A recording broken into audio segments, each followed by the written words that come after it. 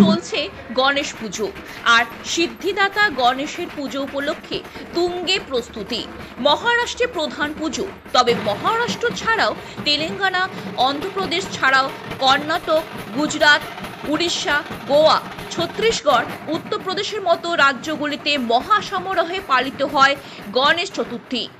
পশ্চিমবঙ্গেরও বিভিন্ন জায়গায় হয় গণেশ পুজো, তার মধ্যেও দেখা গেল শিল্পাঞ্চল শহর রানীগঞ্জেও।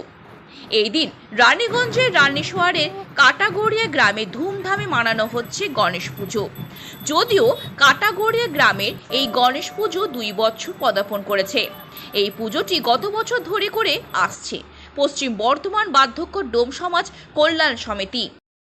এই বিষয়ে আমাদের কাটাগড়িয়া বাদ্যকর পাড়া ডোম সমাজ পক্ষ থেকে আমাদের এই পুজোর উদ্যোগ নিয়েছি। এই বছর নিয়ে আমাদের দ্বিতীয় বছর চলছে। গত বছর থেকে আরম্ভ করেছি। বেশ উৎসাহের সঙ্গে আমাদের ছেলেরা, আমাদের ক্লাবের ছেলেরা, পাড়ার ছেলেরা এবং আদার্স আমাদের অনেকে উৎসাহের সঙ্গে এই পুজোতে অংশগ্রহণ করছেন এবং সহযোগিতা করছেন। খুব ভালো লাগছে এবং আশা করছি আমরা এই পুজো কন্টিনিউ করে যাব।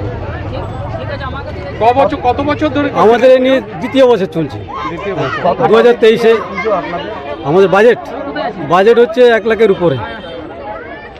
আচ্ছা, এটা আমাদের পার ফ্যামিলি কন্ট্রিবিউশন করছে এবং কিছু প্রায় 1 লক্ষ টাকার বাজেটে এই পুজো। এই দিন মহিলা ঢাকির মাধ্যম দিয়ে 51 জন কুমারী মেয়ে নিয়ে কলস যাত্রা শুরু করে এবং এই কলস যাত্রা সারা গ্রাম পরিক্রমা করার পর পুনরায় ফিরে যায় সেই মন্দির প্রাঙ্গণে। Bureau report, activist Bangla.